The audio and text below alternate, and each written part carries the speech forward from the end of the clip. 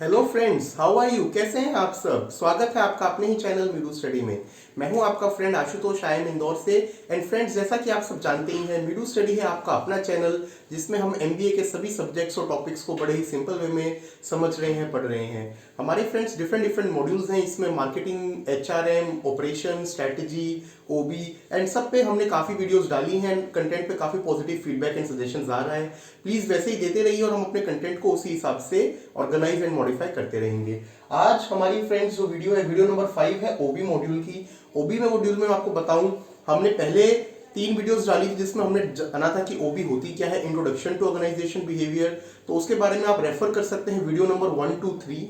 फिर पिछली वीडियो में हमने इंडिविजुअल बिहेवियर के बारे में जानना स्टार्ट किया था और जाना था कि इंडिविजुअल बिहेवियर क्या होता है। आज उसी चैप्टर को, कॉन्सेप्ट को हम पूरा करेंगे और जानेंगे वैल्यूज एंड एटीट्यूड्स के बारे में। तो वीडियो नंबर 4 एंड आज की वीडियो नंबर 5 ये कवर करती है हमारा सेकंड यूनिट। इसके बाद हम नेक्स्ट टॉपिक की तरफ मूव करेंगे नेक्स्ट वीडियो में। चलिए स्टार्ट करते हैं एंड जानते हैं वैल्यूज एंड एटीट्यूड के बारे में। सबसे पहले वैल्यूज। देखिए, वैल्यूज जो है, हम सब जो ये वर्ड है बचपन से सुनते आ रहे हैं और जानते हैं कि वैल्यू सिस्टम ऐसा होना चाहिए, या ये अच्छी वैल्यूज हैं, ये अच्छी वैल्यूज नहीं है। बट वैल्यूज होता क्या है, पहले उसके बारे में जानते हैं। तो देखिए, values of an individual are, red mark area को आप देखिएगा, build on the basis of his और family background, culture, past experience and ethical standard. मतलब इंसान की वैल्यूज कैसे बनती हैं? तो इंसान की वैल्यूज पे सबसे ज्यादा असर आता है सबसे पहले उसके फैमिली बैकग्राउंड का। बच्चा जिस बैकग्राउंड में पला बड़ा है उससे वो वैल्यू सिस्टम्स, किन वैल्यूज को सीख रहा है, उसका कल्चर, किस कल्चर में वो जो है जन्मा है। अब मान लीजिए एक बच्चा है जिसका ऐसे परिवार में पैदा हुआ है जहां पर सब कुछ बहुत अच्छा है एंड सब अच्छे तरीके से लोग बिहेव करते हैं आपस में, उसको अच्छे संस्कार मिल रहे हैं, तो उसका एक वैल्यू सिस्टम ही अलग होगा। अब इसको कंपेयर कीजिए एक ऐसे बच्चे से जो एक ऐसे देश में पैदा हो रहा है, मान लीजिए आज के टाइम का हम एग्जांपल लेते हैं अफगानिस्तान, जहां पर मान लीजिए बहुत कुछ प्रॉब्लम चल रही है, यहाँ जहां हमेशा वॉर चलता रहता है। तो वहां का बच्चा बचपन से जब वो चीजें देखेगा तो उसका वैल्यू सिस्टम ही अलग हो जाएगा। तो इसलिए कल्चर कैसा है। अब आता है पास्ट एक्सपीरियंस। जैसे जैसे बच्चा बड़ा होता है, जो उसको एक्सपीरियंस उसके लाइफ में मिलते हैं वो भी उसके वैल्यूज को बनाते हैं। एंड एथिकल स्टैंडर्ड्स, तो हर सोसाइटी के अपने एथिकल स्टैंडर्ड होते हैं, ये सब कुछ मिलकर शेप करता है वैल्यूज को। They form the base of an individual's attitude, perception and behaviour. तो कोई भी एक इंसान है, एक इंडिविजुअल है, उसका एटीट्यूड कैसा होगा, परसेप्शन, चीजों को देखने का नजरिया, हमने बात की थी ना, परसेप्शन हम आगे ओबी में पढ़ेंगे भी। परसेप्शन बेसिकली क्या होता है कि एक लेंस होता है जिसके थ्रू आप दुनिया को देखते हैं। और बिहेवियर, इंसान बिहेव कैसा करता है। अब वर्क प्लेस में बहुत से लोगों को मिलते हैं, या आप मान लीजिए कॉलेज में डायरेक्टली किसी को मिले, आप कहेंगे यार इसका तो बिहेवियर ही चिड़चिड़ा है, बट कुछ ना कुछ रीजन रहा होगा ना जो उसका रीजन, जो उसका बिहेवियर वैसा हो गया। तो ये सब कुछ किस वजह से होता है? ये सब कुछ होता है उसके इन सब एक्सपीरियंस, बैकग्राउंड और उसकी वजह से। तो वैल्यूज इन सब पे इंपैक्ट करती है। अब वैल्यूज जो है फ्रेंड्स दो तरीके की होती हैं। तो आरवीएस, रॉकेज वैल्यू सर्वे ने वैल्यूज को दो पार्ट्स में कैटेगराइज किया है। उनके बारे में समझते हैं कि क्या होती है एंड फिर थोड़े इनके एग्जांपल्स भी देखेंगे। सबसे पहले होती है terminal value, represent the end state of individuals effort. Such values consist of goals that individuals set for themselves in their life। तो कोई भी चीज का टर्मिनल, टर्मिनल मतलब एंड रिजल्ट, कोई क्या चाहता है, तो हर कोई अपना एक लक्ष्य सेट करता है ना, उस हिसाब से अपने आप को डेवलप करता है। अब किसी ने मान लीजिए बचपन में सोचा है कि मुझे बड़ा होकर मान लीजिए आर्मी ऑफिसर बनना है, तो उसको शुरू से ही स्ट्रेंथ, डायनामिक्स और मतलब फोकस करना, ये चीजें उसको शुरू से डेवलप करनी पड़ेगी, अपने वैल्यू सिस्टम में इनको लाना पड़ेगा। कोई स्टार्टिंग से ही मान लीजिए चाहता है कि मैं बड़ा होकर राइटर बनूं, तो उसको जो है क्रिएटिव स्किल्स है, थिंकिंग एबिलिटी है, इन सब के ऊपर काम करना पड़ेगा। तो टर्मिनल वैल्यूज मतलब जो बंदे का गोल है, जो लाइफ में अचीव करना चाहते हैं, उसके हिसाब से जो उसने सेट किया और एफर्ट्स कर रहा है, वो होती है terminal value. Instrumental values, these values work as means to achieve. अब उसको अचीव करने के लिए, अब आपको आर्मी में जाने के लिए जो स्ट्रेंथ चाहिए, उसको अचीव करने के लिए आप करेंगे ना सब कुछ, मेहनत करेंगे, जो प्रोसीजर करेंगे, या अपनी राइटिंग स्किल्स को इंप्रूव करने के लिए जो आप करेंगे, वो आता है इंस्ट्रूमेंटल वैल्यूज। इनके जब मैं कुछ एग्जांपल दूंगा तब आप इसको और रिलेट कर पाएंगे। अभी इनके तो कुछ एग्जांपल्स जानते हैं एंड फिर देखते हैं कि दोनों आपस में कैसे रिलेटेड है। तो देखिए, ये सब कुछ जो हमने लिस्ट किया है टर्मिनल वैल्यूज है। अब किसी एक पर्सन का गोल है कि मेरी लाइफ में जो है वो ट्रू फ्रेंडशिप सबसे ज्यादा मायने रखती है, तो ट्रू फ्रेंडशिप उसकी टर्मिनल वैल्यू हो गई। उसको अचीव करने के लिए जो जो वो करेगा वो होंगी इंस्ट्रूमेंटल वैल्यूज। तो ये और कुछ एग्जांपल्स हैं, mature love, self respect, happiness, inner harmony, equality, freedom, pleasure, social recognition, wisdom, salvation, family security, national security, sense of accomplishment, world of beauty, world of peace, comfortable life, exciting life। तो देखिए इनको पढ़ के देखिए, सारे मतलब वो हैं जो एक या उसमें से मल्टीपल आदमी के लिए लाइफ के लिए गोल होते हैं। अब जैसे जरूरी नहीं कोई इनमें से एक को ही चूज करे। एक पर्सन होगा वो ये चाहेगा कि मेरी फैमिली सिक्योर रहे, मैं एक कंफर्टेबल लाइफ जीऊं और मतलब इक्वालिटी रहे। ये तीन उसकी क्या हो जाएंगी, टर्मिनल वैल्यूज हो जाएंगी। अब कुछ एग्जांपल देखते हैं इंस्ट्रूमेंटल वैल्यूज के। अब जैसे cheerfulness, ambition, love, cleanliness, self control, capability, courage, politeness, honesty, imagination, independence, intellect, broad mindedness, logical, obedience, helpfulness, responsibility, forgiveness. ये सब कुछ एंड रिजल्ट नहीं है, बट इनके बिना वो एंड रिजल्ट्स हम लोग अचीव नहीं कर सकते। अब किसी को मान लीजिए फ्रीडम था, जो हमने देखा था टर्मिनल वैल्यू में, अगर इंडिपेंडेंसी नहीं होगी, वो ऐसी समाज में रह रहा है जो अभी तक किसी कंट्री या किसी ग्रुप का गुलाम है, तो वो फ्रीडम वाली वैल्यू को कैसे अचीव कर सकता है। तो इनको जो अचीव करने में हेल्प करती है, इनको हम कहते हैं इंस्ट्रूमेंटल वैल्यूज। अब हमने एक कहा था कि किसी की लाइफ, कोई कहता है कि मुझे जो है चीयरफुल लाइफ जीनी है, तो अगर वो चीयरफुलनेस को लाइफ में नहीं रखेगा तो कैसे चीयरफुल लाइफ रहेगी उसकी। तो आपको समझ में आया। अब मैं आपको कुछ एग्जांपल देता हूं जिसमें हम इनको रिलेट करके बताते हैं। देखिए सबसे पहले देखिए, एक पर्सन है, उसने ये कहा कि मेरे टर्मिनल वैल्यू है कंफर्टेबल लाइफ। कंफर्टेबल लाइफ उसने कहा मेरा एंड एम है, मैं चाहता हूं मैं अपने लाइफ में इसको अचीव करूं। तो उसके लिए क्या इंस्ट्रूमेंटल वैल्यू होंगी, एम्बिशन होगा, इंटेलेक्ट होगा, कैपेबिलिटी। इन सब के साथ ही वो उसको अचीव कर सकता है। दूसरा एग्जांपल लीजिए, वर्ल्ड एट पीस, मतलब दुनिया में शांति हो, सौहार्द से सब लोग रहें, ये मान लीजिए किसी का टर्मिनल वैल्यू है। तो ये कैसे अचीव हो सकता है। अब जब तक आप फॉरगिविंग नहीं होंगे, हेल्पफुल नहीं होंगे, पोलाइट नहीं होंगे, क्या वर्ल्ड में शांति हो सकती है, नहीं हो सकती। तो ये होता है डिफरेंस टर्मिनल वैल्यूज और इंस्ट्रूमेंटल वैल्यूज के बीच में। नेक्स्ट कॉन्सेप्ट पे चलते हैं, categorisation on basis of generations. तो अब ये बड़ा इंटरेस्टिंग टॉपिक है, आपको बड़ा मजा आएगा इसको समझने में, पढ़ने में। इसमें ये बताया गया है कि जो अलग अलग जनरेशन है उनमें ये वैल्यूज कैसे अलग आती हैं, और आपको समझ में आएगा कि अब आप इसको रिलेट कर पाएंगे। आप सोच पाएंगे कि आप इन ईयर से देखिएगा मोर और लेस कि आपके ग्रैंडफादर, ग्रैंड पेरेंट्स जिस पीरियड में थे, फिर आपके पेरेंट्स, आपका कोई बड़ा भाई बहन है वो, आप खुद, और कल को आपके बच्चे, इस पीरियड के हिसाब से कैसे वैल्यूज में फर्क आ रहा है वो आप समझिएगा। सबसे पहला जो कैटेगरी आती है उसको हम कहते हैं द बिल्डर्स। द बिल्डर्स कौन है, ये वो लोग हैं जो 1945 से पहले पैदा हुए हैं। अब 1945 से पहले पैदा हुए मतलब इनमें यूनिक क्या है, इन्होंने वर्ल्ड वॉर देखा है। 2 वर्ल्ड वॉर हुए थे, एक 14 से 18, 1914 से 1918, और एक 1939 से 1945। तो 45 से पैदा पहले हुए लोग, जो कि आज के टाइम में अगर मैं रिलेट करूं, आप जो मतलब पढ़ रहे हैं बच्चे, मतलब आप जो है 25 से 30 के एज ग्रुप में होंगे, तो जो आपके ग्रैंड पेरेंट्स हैं नॉर्मली वो सब इसी एज ग्रुप में पैदा हुए हैं, 45 से पहले या उसके आसपास, तो वो इस कैटेगरी में आते हैं। अब सोचिए उस टाइम जो आदमी पैदा हुआ होगा, इवन हमारा देश खुद गुलाम था, वर्ल्ड वॉर हुआ, चारों तरफ जो है डिस्ट्रक्शन थी, तो आदमी के लिए सर्वाइवल और उससे उबरना मेन चीज थी। तो उन्होंने अपने बचपन में उन चीजों को देखा, तो उनके लिए क्या वैल्यूज जरूरी होंगी, फाइनेंशियल सिक्योरिटी जरूरी होगी। इसलिए आप देखिएगा कोई भी आपके ग्रैंड पेरेंट्स होंगे, वो जरा सा भी आप कुछ एक्स्ट्रा खर्च करना चाहें तो उनको वो चीज अच्छी नहीं लगेगी। वो आपको हमेशा सीख देंगे कि बेटा पैसे को बहुत देख के बरता करो। क्यों, क्योंकि उन्होंने वो वाला टाइम देखा है जब एक एक चीज के लिए, इवन गरीब देशों में, स्पेशल लाइक इवन इंडिया जैसे कंट्री में बहुत से लोग रोटी कपड़े के लिए भी जो है परेशान होते थे, तो उन्होंने वो टाइम देखा हुआ है। तो फाइनेंशियल सिक्योरिटी उनके लिए मेन थी।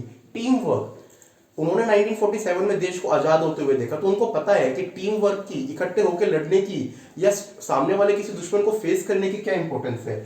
Family ties, close family ties, वो रहते थे ज्वाइंट फैमिलीज में जैसा उस टाइम में था, और उन्होंने देखा कि उसकी कितनी जरूरत है, तो वो उसी को वैल्यू करते हैं। आज भी उनके 3-4 बच्चे होंगे, वो चाहेंगे कि उनके पूरे बच्चे, सब ग्रैंड चिल्ड्रन इकट्ठे रहें, एक घर में रहें। क्यों, क्योंकि उनका वैल्यू सिस्टम उस तरीके का है। हार्ड वर्क, आज के टाइम में भी वो हमसे जो है 50 साल बड़े होंगे, बट फिर भी अपना काम खुद करना चाहेंगे, सोचेंगे मैं कुछ ना कुछ एक्टिविटी में लगा रहा हूं। आप अपनी ग्रैंड मदर को इमेजिन कीजिए, आज भी वो या तो स्वेटर बुनेंगी या घर में कुछ कुक करती रहेंगी या आपको कुछ कहानियां सुनाएंगी, क्योंकि उन्होंने बचपन से ये वैल्यू सिस्टम देखा है। लॉयल्टी फॉर रिस्पेक्टिव ऑर्गेनाइजेशन, सबसे बड़ी बात, क्योंकि उस टाइम में देखिए नौकरी मिलना ही इतना मुश्किल था कि उन्होंने बचपन से इस चीज को सीखा कि अगर आपको नौकरी मिल गई तो उस कंपनी के लिए लॉयल रहो, उसमें काम करते रहो। तो आप अपने ग्रैंड पेरेंट्स और कुछ हद तक इवन अपनी पेरेंट्स की एज को भी देखेंगे तो वो एक कंपनी में ज्वाइन करके और 30-40 साल का करियर उसी में निकाल देते थे, उसी में लॉयल रहते थे। अब हम चलते हैं सेकंड कैटेगरी में, जिनको हम बोलते हैं बेबी बूमर्स।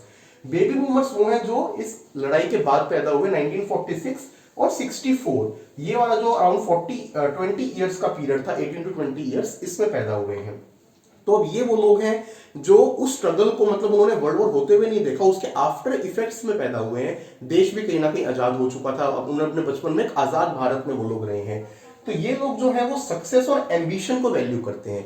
क्यों? क्योंकि तब तक वो चीज हट चुकी थी, आप किसी के गुलाम नहीं रहे थे, तो आपके माइंड को बचपन से ही आदत पड़ी कि कुछ अच्छा सोचो, उसको डेवलप करो और एम्बिशियस बनो। ये कहीं ना कहीं कह सकते हैं हमारे जो पेरेंट्स वाले वो हैं। इसलिए हमारे पेरेंट्स में हम देखेंगे कि कोई अच्छा टीचर है, कोई डॉक्टर है, कोई इंजीनियर है, कोई हर किसी ने अपने आप को डेवलप किया, लाइफ में कुछ अचीव किया है।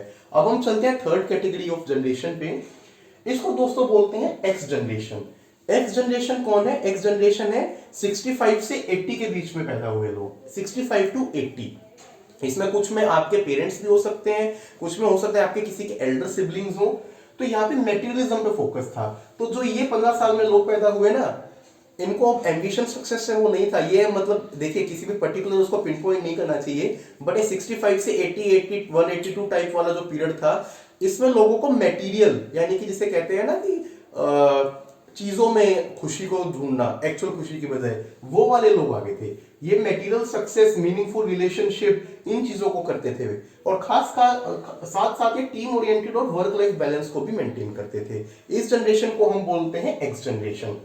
अब आती है अगली जनरेशन, जिसको हम बोलते हैं वाई जनरेशन, जिसमें आप और मैं, मोस्टली हम सब लोग जो आज के टाइम में 20 ईयर्स से 40 ईयर्स के एज ग्रुप में हैं, क्योंकि आज 2022 चल रहा है, तो 81 से 2000 में कोई भी रहेगा तो मतलब 20 से 40 साल जो आज के टाइम में पढ़ाई वाला ग्रुप है या फिर अर्ली जॉब वाला ग्रुप है।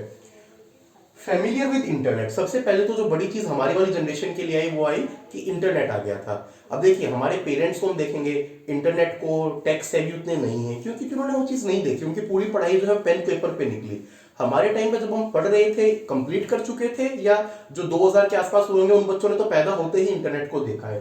तो उनको मतलब क्या है, नॉलेज का रिजर्वोयर, इंफॉर्मेशन का रिजर्वोयर बचपन से मिला है उनको। लाइब्रेरी जाके किताब घर में लेके आके इश्यू करवा के पढ़ने की जरूरत नहीं है। गूगल में एक चीज डालते हैं, उनके सामने सारे रिजल्ट्स आ जाते हैं, बेस्ट ऑफ द कंटेंट उनको मिल जाता है। कुछ भी चीज सीखनी है, यूट्यूब पे टॉपिक डाला, पूरा उनको नॉलेज मिल जाएगी। तो इसलिए जो ये वाले 81 से 2000 वाला जो ग्रुप है, इसमें जो डोमिनेंट वैल्यूज है वो है सेल्फ रिलायंस, क्योंकि इन्होंने शुरू से सीखा कि चीज जो है हमारे पास रिसोर्स है, उसको हम अचीव कर सकते हैं। Financial success and synergy. अब देखिए आप इस चीज को देखिए, जो ग्रैंड पेरेंट्स का हमने बताया था आपका, बिल्डर्स और बेबी बूमर्स, उन्होंने वो गुलामी से आजादी पे ले आए, एक ढर्रा जिसको कहते हैं ना, बेसिक नींव तैयार कर दी, घर बना दी, ये सब कुछ कर दिया। आपके पेरेंट्स वाली एज ने भी नौकरी वगैरह करके एक लेवल ऑफ फाइनेंशियल सिक्योरिटी दे दी। तो जो आज का बच्चा है, जो अब जम जाता है, वो इन चीजों को इतना वैल्यू नहीं करेगा। क्यों? क्योंकि उसको ये चीजें तो पहले से मिली हुई हैं, वो और ज्यादा एम्बिशियस होगा और वो अब फाइनेंशियल सक्सेस को ज्यादा इंपॉर्टेंस देता है। पिछली में हमने क्या बात की थी बिल्डर्स के लिए, ऑर्गेनाइजेशन के लिए लॉयल्टी, 40 साल एक ही कंपनी में काम कर रहे हैं। लेकिन इस जनरेशन को उससे मतलब नहीं है, उनको अपनी फाइनेंशियल सक्सेस चाहिए, जहां उनको ग्रोथ दिखेगी वहां वो स्विच चल जाएंगे। अब हम चलते हैं आगे, जो इस 2000 से बाद हुए और जो आज के टाइम में या तो अर्ली कॉलेज में एंटर किया है और अभी भी स्कूल में पढ़ रहे हैं, उस जनरेशन को हम लोग बोलते हैं जेड जनरेशन, जो आज के टाइम की जनरेशन है। 20 time experience immense advancement in technology. भाई 2000 के बाद तो आप देखिए टेक्नोलॉजी एडवांस पे एडवांस होती गई। हम लोग जो है बचपन में हम स्कूल में वो भी कंप्यूटर लैब में डेस्कटॉप पे काम करते थे, आजकल के बच्चों को फिर उसके बाद लैपटॉप्स आए, आजकल के बच्चों को तो टैबलेट्स और फोन, छोटे छोटे बच्चों को एक्सेस है। तो टेक्नोलॉजी का उन्होंने एडवांस वो देखा। आज के टाइम में 4 या 5 साल का बच्चा भी उतना इजिली फोन को यूज कर सकता है जितना आप और मैं करते हुए सोचेंगे। तो इसलिए इनका जो अप्रोच है, चाहे सोशलाइजेशन के लिए हो चाहे लाइफस्टाइल के लिए, वो डिफरेंट वे में बचपन से डेवलप हुआ है, जो हमारी जेड जनरेशन है।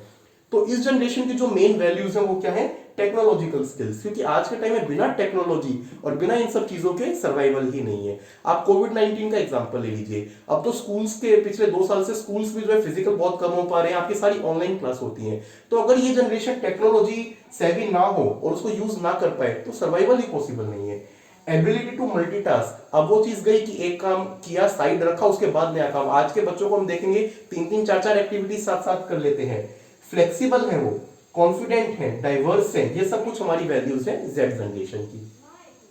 तो आपने अलग अलग जनरेशंस में देखा कैसे वैल्यू सिस्टम्स डेवलप होते हैं। अब हम बात करते हैं एटीट्यूड की, जो कि हमारा इंडिविजुअल बिहेवियर का नेक्स्ट इंपॉर्टेंट कॉन्सेप्ट है। तो एटीट्यूड क्या है, अब एक कॉमन सी टर्म कहते हैं ना, उसमें तो बहुत ज्यादा एटीट्यूड है या उसका एटीट्यूड अच्छा है खराब है। तो ये एटीट्यूड होता क्या है, tendency of individual to respond in a specific set of situation, मतलब कोई भी सिचुएशन हुई उसमें एक इंडिविजुअल कैसे रिस्पॉन्ड करता है उसको हम लोग एटीट्यूड बोलते हैं। अब देखिए कई बार ऐसा हो सकता है, आप अपने ऑफिस का एग्जांपल लीजिए, जो हमारे फ्रेंड्स वर्किंग है, कि एक मीटिंग है उसमें मान लीजिए बॉस पूरी टीम को ही जो है डांट रहा है किसी चीज पे, मान लीजिए प्रोजेक्ट टाइम पे पूरा नहीं हुआ, 4 लोग बैठे हैं, एक होगा जो उस चीज को बहुत अलग वे में ले जाएगा कि एक ही तो हमने मिस किया था इसने ऐसे डांट दिया, एक जो है उसको काम वे में समझेगा, 2 लोगों को फर्क ही नहीं पड़ेगा। तो ये सब क्या हो रहा है, सिचुएशन सेम है, आपका केस सेम है, बट लोगों का उसके रिएक्ट करने का तरीका अलग अलग है, और इसी रिएक्ट करने के तरीके को हम लोग बोलते हैं एटीट्यूड।